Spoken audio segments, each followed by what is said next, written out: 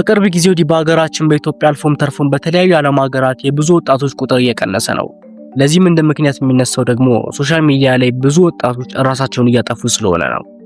አንድ ሰው በእድሜ ዘመኑ በሙሉ በአማካይ 6 ዓመት ከ8 ወር የሚሆነውን ጊዜውን ስልክ በመንካት ያሳልፋል። በቅርብ ጊዜ እንደወጡት መረጃዎች እንደሚያመለክቱት ከሆነ ደግሞ አንድ ወጣት ቢያንስ ከ1 ሰዓት በላይ ካለ ስልኩ መቆየት እንደማይችል ተረጋግጧል።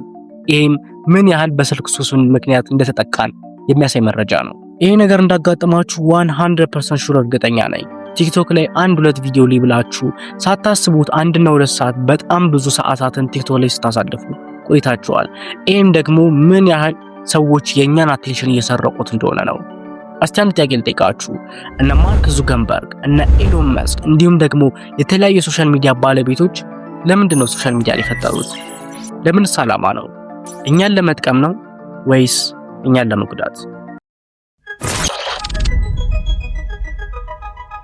ድሮ ላይ ሶሻል ሚዲያዎች የተፈጠሩት የሰዎችን ግንኙነት ለማጥበቅና በጣም ብዙ ሰዎች በቀላል ሁኔታ ባሉበት ቦታ ሆነው እንዲገናኙ በማሰብ ነበር። አሁን ግን ሶሻል ሚዲያን የተጠቀሙት ለሌላ ዓላማ እንደሆነ ተደርሶበታል። ብዙ ሰዎች እንዳያችሁት ከሆነ ሶሻል ሚዲያ ላይ በጣም ብዙ ጊዜያቸውን ያሳልፋሉ። በዚህም ደግሞ የተለያዩ እነ ማርክ ዙከርበርግና እነ ኤሎን መስክ በጣም ብዙ ነገሮችን ይጠቀማሉ።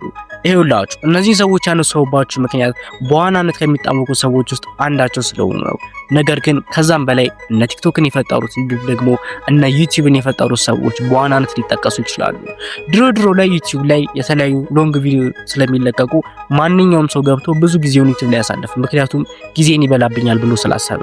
ነገር ግን አሁን ላይ እነ ዩቲዩብ ሾርትስ፣ እነ ኢንስታግራም ሪልስ እና እንዲሁም ደግሞ በሚያስደነግጥ ሁኔታ እነ ቲክቶክ በመምጣታቸው ምክንያት የሰዎች አቴንሽን እየተሰረቀ እየተሸጠ ይገኛል። ለዛም ነው ይህን በሳይንሳዊ አጠራር ሴሊንግ አቴንሽን ብለን የምንጠራው። ኦኬ፣ እነዚህ ሰዎች የኛን አቴንሽን በመስረቃቸው ምን ይጠቀማሉ? ይኸውላችሁ የሶሻል ሚዲያ ዋና ዓላማው ይሄ ነው። የእናንተን አቴንሽን ሰርቆ የእናንተን አቴንሽን በመውሰድ ዋና ዓላማው እዛ ዩቲዩብ አልጎሪዝም ወይም ቲክቶክ አልጎሪዝም ላይ እንድትቆዩ ማድረግ ነው። በዚህም የተለያዩ ሀብታሞች ሚሊዮን ዶላሮችን ረብጣ ገንዘቦችን እያመረቱበት ይገኛሉ። በዚህ ምክንያት የሶሻል ሚዲያ ባለቤቶች በጣም ብዙ የሚሆኑ ሚሊዮን ዶላሮችን እየሰበሰቡ ይገኛሉ በእኛ አቴንሽን።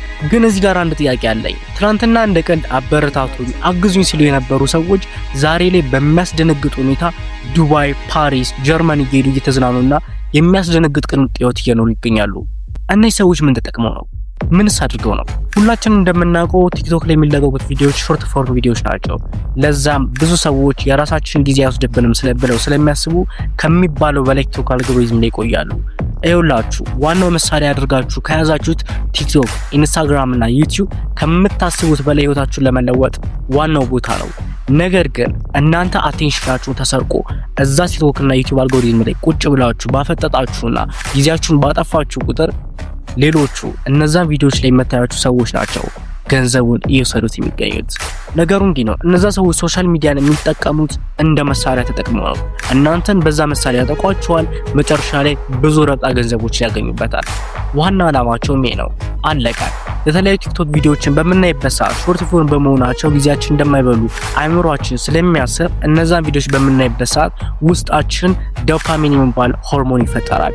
በዛም ምክንያት ውስጣችን ያ ዶፓሚን ሆርሞን ውስጣችን ደስታ እንዲሰማው የሚያደርገው ሆርሞን በመሆኑ በሚገርም ሁኔታ የስልክ ሱስ ወይም ደግሞ የፎን አዲክሽን ተጠቂ ሆነን እንድንቀር ያደርገናል። እና አሁንስ ምን አሰባችሁ?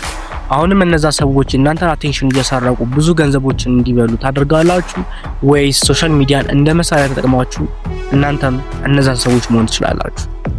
የእናንተ ምርጫ ነው።